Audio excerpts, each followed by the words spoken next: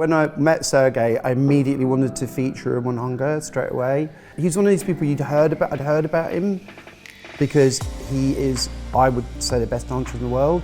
So he's somebody who was on my radar, but I've never been into dance, like it's never been my thing. Some people you photograph or you film and you just love, when you're looking through the camera, you love looking at them through the camera. You enjoy it, you get a real kind of buzz looking at them. And I just was getting this buzz, which was why I was going far. I was going, you know, more type thing. And then we did a few moves, didn't we? You did a couple of like moves. And he did this move where his leg, I don't know what it's called, his leg, one leg was on the floor and one leg was almost touching the ceiling.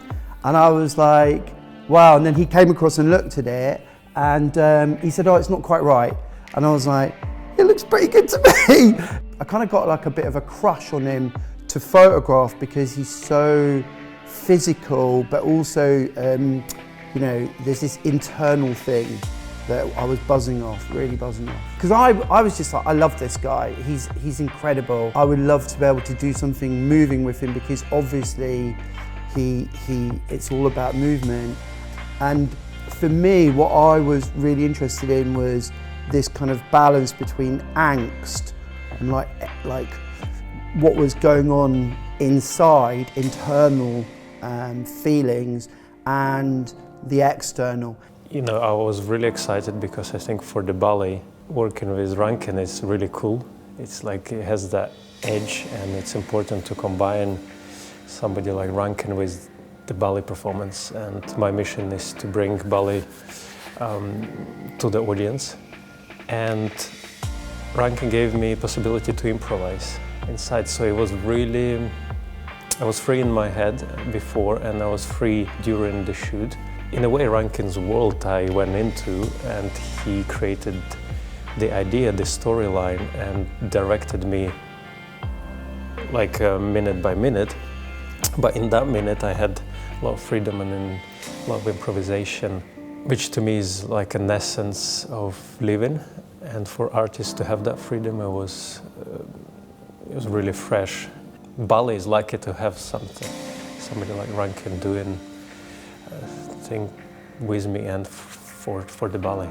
I think it's really interesting to talk about improvisation because a lot of what I do as a photographer is semi-prepared. You prepare some of it, and then what you're looking for is performance and people to give themselves to you.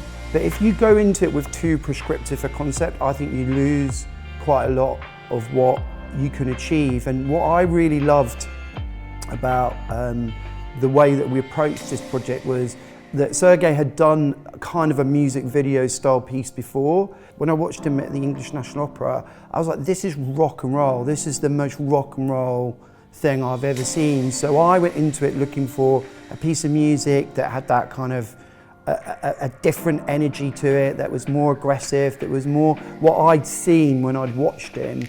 So I wanted to bring something to it that had that energy. So I wanted the music to be really not something that was beautiful, but something that was almost aggressive.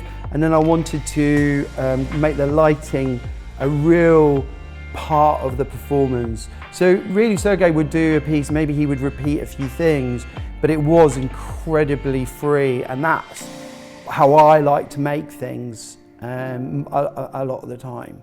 For me, magic happens when I'm dancing and there is filming going on. That's for me the most perfect match. When it's performance, it is amazing, but something is not, for me, is not like a complete. And I love filming because you can get that perfect jump, you have more chances to take it, to capture it. And I don't know, I love just the whole thing about camera, like the filming of it, looking at it, how it captures the movement. So for me, that's where I'm the happiest. I was not that interested in dance particularly before I met Sergei and watched him, and I thought, well, if I'm like that, then there's probably hundreds, thousands of people, millions of people that will be the same way I am. And he's so different from anybody I've ever met in that arena before. So that's what I wanted to try and do, create something that you hadn't probably seen before. Yes, and also the difference as well when you're doing live, it's kind of, you know it's going to be there, but it's not going to be last forever. And with camera, you know it's going to be there for a long time, so that puts on more pressure, and just more more responsibility that it's going to be for years and years and years, and who knows how long there. So that gives the edge to the performance. When I watched Sergei, what I saw was an incredible passion, kind of internalized into this, what I consider to be this really amazing, almost, the training to do the things that he can do and the natural aptitude that he has to do them. I can see that that's constraining in some way, because you have to do stuff in a particular way, I'm sure. So that's what I was like, I wanted to get him to go I wanted to see him go crazy. It was almost like wanting to see, that whirling dervish in cartoons. That was kind of what I was like, I want to see the internal frustration and then the external. So there's all the stuff where he's in the cage or he's on the floor, kind of, that was like one side of it for me, and then the bit where he's letting loose, and that's the stuff I don't know enough about dance to be able to say that's brilliant. This is probably took me the longest thing to cut ever. There's so much in it. We also shot it really slow motion, so a lot of it was at 200 frames, and some of the stuff that's just where he's doing these brilliant things, like the tiny little nuances that I see, when I watch it. Yeah, when I watched it, yeah, exactly. It was such a hard cut, because there is millions of them, and they tell the story and they work. It's not random. Everything works.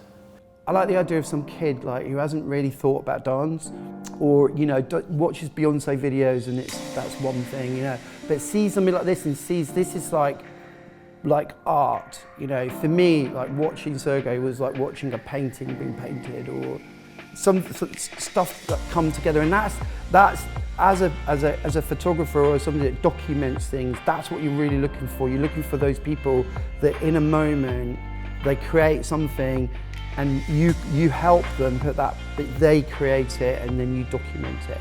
And then for a kid to watch that and go, hey, I hadn't thought about dance like this. I hope that's what comes out of it. He said something really funny to me when we were making it. I said, so how many hours a day do you do? And he said, da, da, da.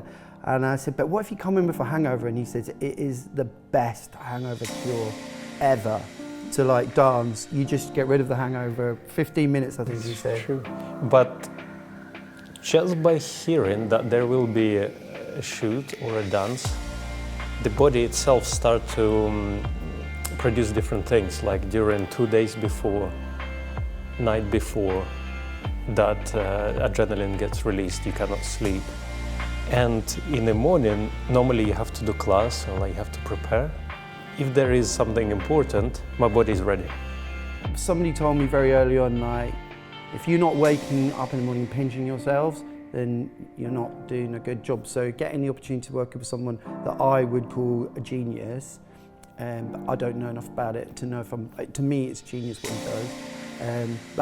That's how I stay inspired. I think in the future, what I would like to achieve, yes, the social media is the essence to get to people, and it's the fastest. The majority of people, younger generation is on it, so I need to use these tools to bring ballet to the audience.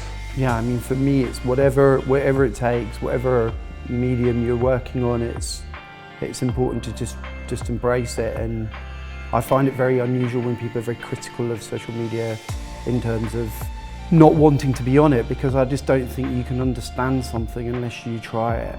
To cut that audience out because of being irritated by it seems bizarre to me.